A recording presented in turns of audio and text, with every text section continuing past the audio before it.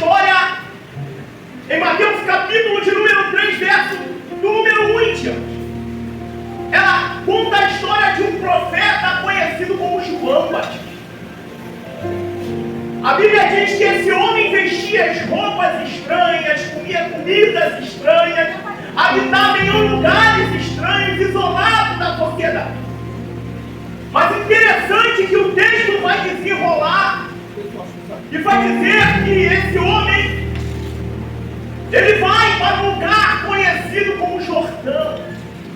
E nesse Jordão de João, ele vai começar a fazer uma obra como um arauto, preparar o caminho para aquele que era maior que ele, que viria. Ele vai estar em um ambiente sobrenatural. Porque se estudarmos a geografia bíblica, vamos ver que o Jordão nasce de um milagre. O Salmo de número 133 vai dizer que através das geneiras do Jordão, geneiras do Hermon, vai banhar o vale. E esse vale vai desaguar no Mar Morto. Entre o Monte Hermon e o Mar Morto havia um vale que estava nascendo através de um milagre. Era conhecido como Jordão. Só que interessante, meu irmão, é que nesse mesmo lugar que era um milagre já da natureza, havia um profeta. Um profeta que estava ali como um arauto, alguém que estava intercedendo a vida de Jesus. Todos nós sabemos e conhecemos a história de João. Mas o que vai me chamar a atenção é que a Bíblia vai dizer que ele não saía do deserto enquanto estava pregando, mas Jerusalém vinha até o deserto. E sabe que eu aprendo aqui com a palavra? Que quando temos chamado de Deus, não precisamos mover-se, criar ambiente, estratégia para poder ir para lugares que Deus não mandou. Eu disse você, Deus vai fazer que a cidade venha a nós. Deus vai fazer que o reino venha até nós. Deus vai fazer que a obra se cumpra, porque a vontade é dele e a obra é dele. As pessoas vão sair de Jerusalém e vão até o Jordão. E esse pregador só tinha um esboço: arrependimento. Só que a palavra vai dizer, e aqui eu começo a mensagem nessa noite, que ele vai tirar os olhos da multidão, vai colocar os olhos quem conhecia a palavra, vai olhar para os fariseus e vai dizer: vocês acham que são únicos? Vocês acham que são o destaque? Mas Deus, destas pedras, suscitará filhos de Abraão. E aqui eu começo nessa noite a mensagem, porque enquanto o Jordão estava com a maré alta, não se conseguia ver o memorial das pedras. Mas quando a água baixava do Jordão, o memorial estava visível. Quando João Batista aponta para aquelas pedras e diz: destas pedras, ele está trazendo a história de Josué. E nessa noite nós vamos narrar a sua vida. A Bíblia vai dizer que aquele lugar era milenar. Há mais de 2000 anos atrás, após a morte de Moisés, a Bíblia vai narrar uma história dizendo que Josué, como já foi dito aqui pela nossa pastora Daísa, estava numa condição em que não conseguia sair porque a tristeza tinha tomado seu coração. O seu amigo, companheiro, seu líder tinha já tinha morrido. Só que a obra precisava continuar. Mas Josué vai se abater com a situação. A tristeza vai tomar o coração de Josué. E diz a Bíblia que por 3 vezes Deus vai chamar aquele homem para se levantar. Mas interessante que toda a história de Josué, como já foi lido pela pastora Daísa, eles vão estar diante do Jordão.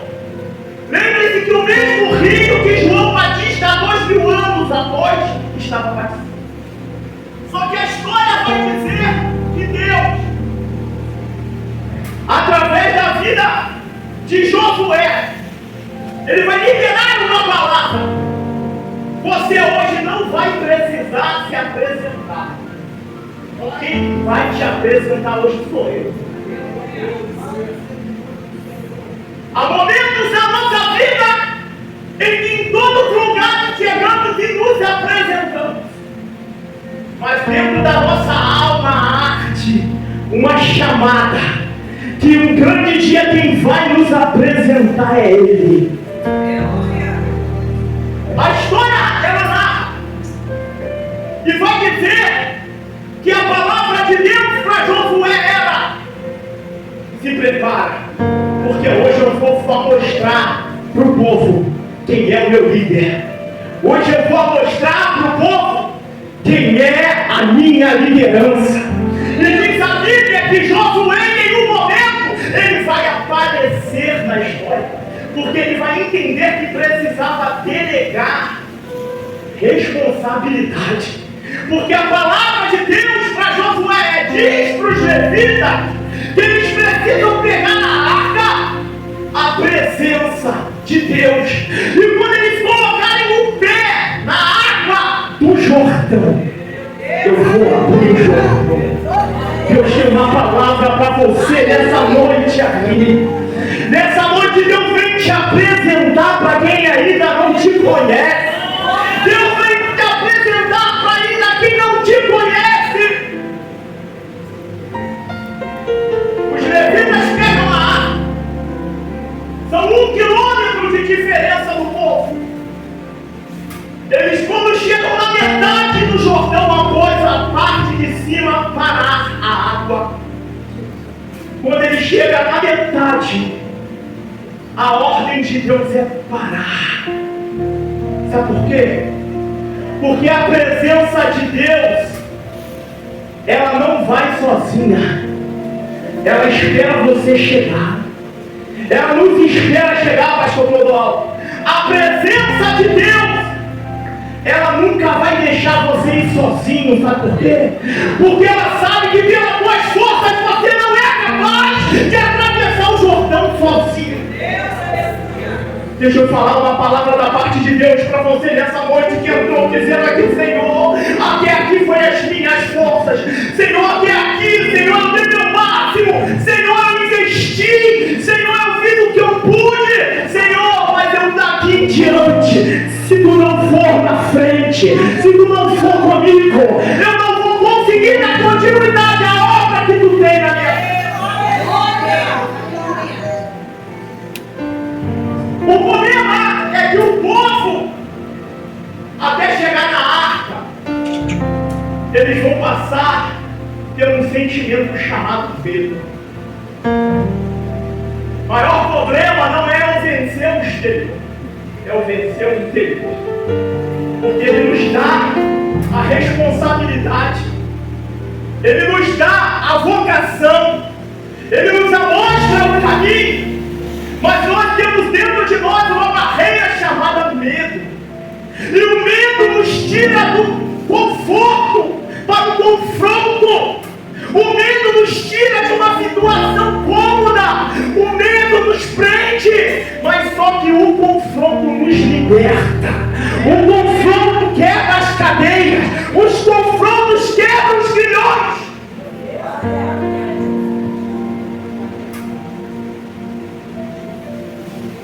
E o povo entende isso. Porque quando eles estão no meio do Jordão, o líder para e diz assim: eu quero só minha liderança. Volta todo mundo, cada um pega uma pedra que está no meio do rio, leva para Gilgal, porque eu vou levantar um memorial. Deixa eu te explicar algo da parte de Deus. Enquanto os líderes levantam o memorial, Josué vai sozinho.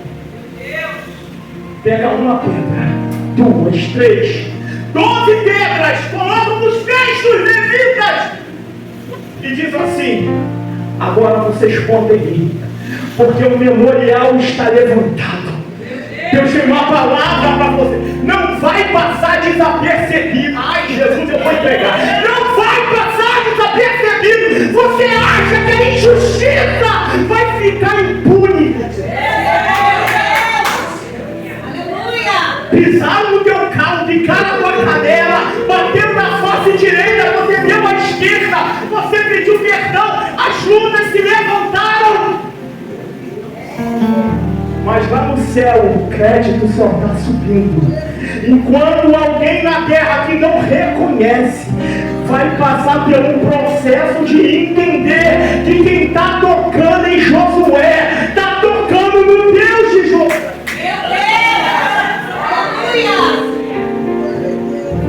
O texto vai dizer: lá vai Jordão, bate os levitas, levantam as 12 pedras. E também, o texto que você acabou de ler é 2000 anos após. Vocês estão entendendo? São 2000 anos após. Quando a maré do Jordão ela sobe, ninguém vê o memorial do milagre. Segura vai doer, mas vai curar. No deserto, quando a roupa era suprida, quando a sandália crescia nos pés, quando o maná caía, esqueciam de quem derramou. Maré alta. José, no deserto, vai dizer na Bíblia que foi esquecido dentro do poço, foi esquecido dentro da casa de Potifar, foi esquecido dentro do cárcere. Maré alta. Está todo mundo esquecendo, mas o Jordão, quando a maré vai abaixar, o memorial vai ser levado. Não, agora tu vai pegar. O memorial vai ser lembrado. Porque o milagre que Deus tem para a tua vida será um memorial diante de geração. Pastor, está doendo. Pastor, eu não aguento mais passar por esse processo. Parece que nunca acontece. Você ora, você clama, você busca, e parece que tudo desanda. Alguém olha para você e não dá crédito mais para as palavras. Tem pessoas que duvidam até da tua vida. Mas Deus tem uma palavra para você nessa noite. Enquanto a maré estiver alta, está oculto um memorial. Mas se prepara para a maré baixar. Porque Deus não trabalha com maré alta. Deus não trabalha, você vai pegar. Enquanto o vento sopra as ondas, elas começam a chacoalhar o barco. Maré baixa, socorre Jesus. Enquanto o milagre chega, nariz em pé, saltinho alto, não lembra nem mais de orar, acha que tu é você que faz. Maré baixa. Deus tem uma palavra para você. Enquanto a maré estiver baixa, o memorial aparecendo, descansa nas asas do Onipotente.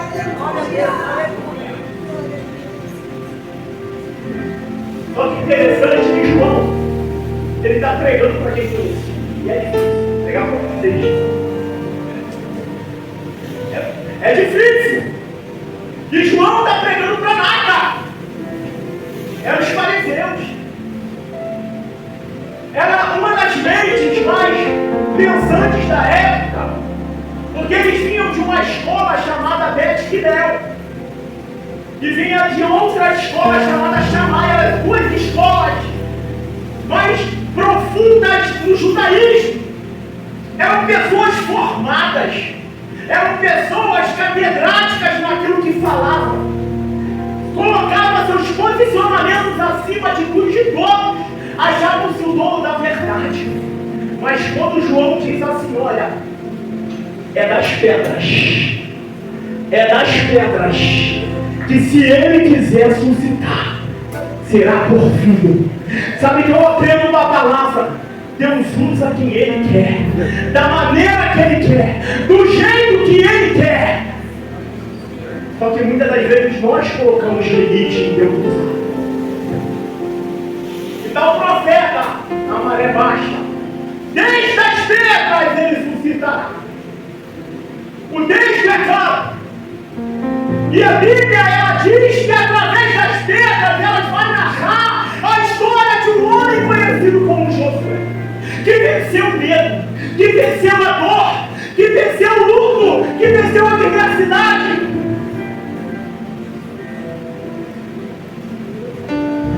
Interessante que a história é muito profunda. Porque ele prega. E se a mensagem era auditiva, ela passou a ser visual. Vai pegar. Quando a mensagem auditiva não vai, quando a verbalização não chega no coração do pecador, Deus faz que a tua vida seja pregação. O apóstolo Paulo vai dizer que nós somos a carta lida. A Bíblia nos ensina, e a nossa vida ensina aqueles que não conhecem. Hoje eu estou curado para dizer para você o processo que eu passei já como pastor na minha vida. Eu lembro como vice-presidente do ministério e como coordenador da escola bíblica dominical. Eu sempre dei aula, comigo sim, comigo não.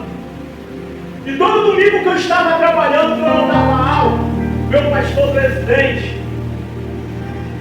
vamos falar abertamente, por ciúmes, desconstruía tudo aquilo que eu falava. Só que os membros da igreja, porque carinho, respeito, me ligavam e diziam, pastor, aconteceu isso e isso. E eu falava, Jesus tem misericórdia. Fiquei muito tempo assim. Mas teve um dia que eu não aguentei. Eu explodi. E eu achava que estava cheio de razão. Com a carteirinha de pastor no bolso. Pregando em outras igrejas.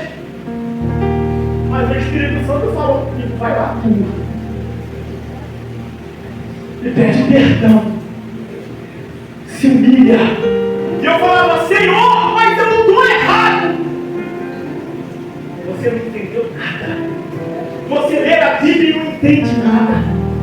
Você ainda não conheceu o Evangelho, Adilson. Você precisa verdadeiramente entender que não há perdão da minha parte se não tiver da sua. Não adianta vestir um blazer interno, uma saia comprida e bancar de pastor missionário, se a minha vida é contrária daquilo que eu nem prego.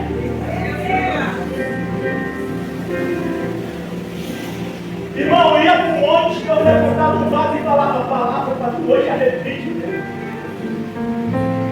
Eu ia para o meu cantinho do quarto orar e sacar a palavra de Deus para mim. Volta lá. Pede perdão.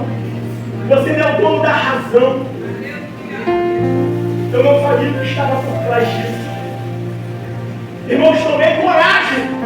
Porque não adianta lutar com quem é mais forte do que você. Quando eu chego na igreja, pedi oportunidade, pedi perdão, pastor, ministério da igreja, ele falou lá. Uma semana depois, parte da família desceu ao ponto e morreu. E eu fui entender porque o Espírito Santo, ele me conduziu ao arrependimento.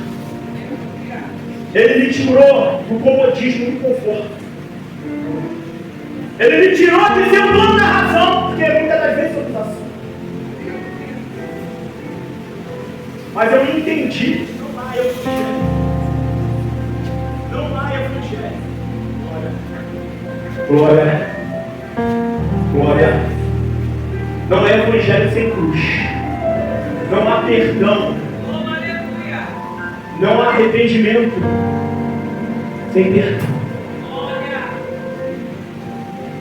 A pessoa que eu precisava pedir perdão faleceu. Uma semana depois, eu estava lá, curado, abraçando a família, segurando na alça do caixão. Porque eu precisei ser curado da soberba, do orgulho, do salto alto, do nariz em pé. Tem gente que chegou aqui nessa noite que não consegue nem falar com quem está dentro da sua casa.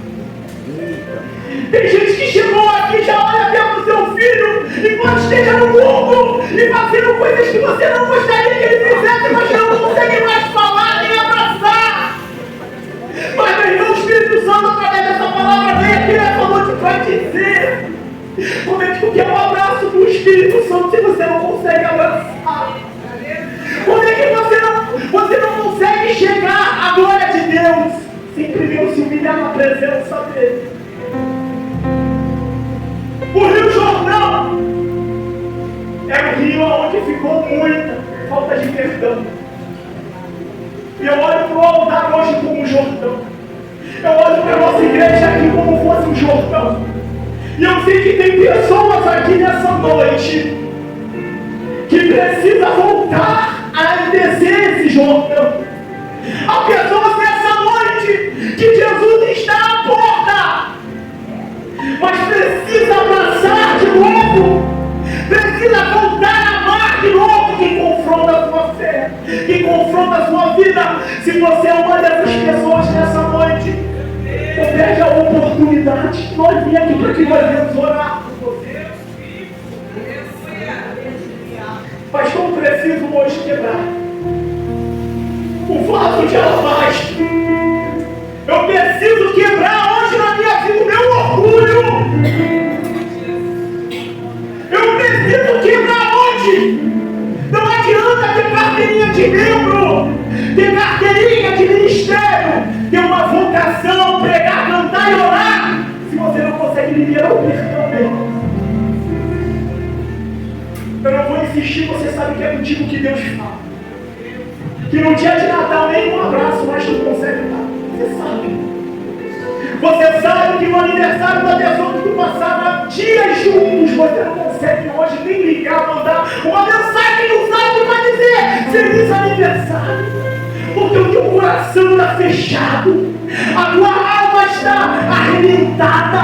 Mas é necessário hoje permitir que o Espírito Santo entra, te tira do comodismo, confronta a tua fé e diz: vem, filho, vem receber, vem receber, vem receber de mim.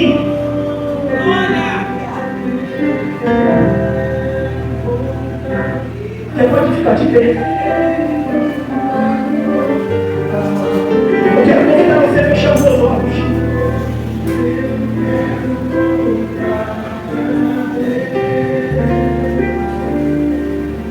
Feche os seus olhos. Se liga na palavra. Se liga nesse livro. É melhor ser um menino que seja uma surpresa do que ser um líder que vai passar uma eternidade no inferno por causa de uma falta de perdão. É melhor ser um menino que ainda não entendeu as maravilhas do que ser um líder conhecedor que não executa a vontade do Senhor. Até quando nós vamos hackear? Até quando nós vamos viver com essas capas? Libera nessa noite o perdão na tua alma. Libera, fecha teus olhos, meu irmão. É o ano de Josué.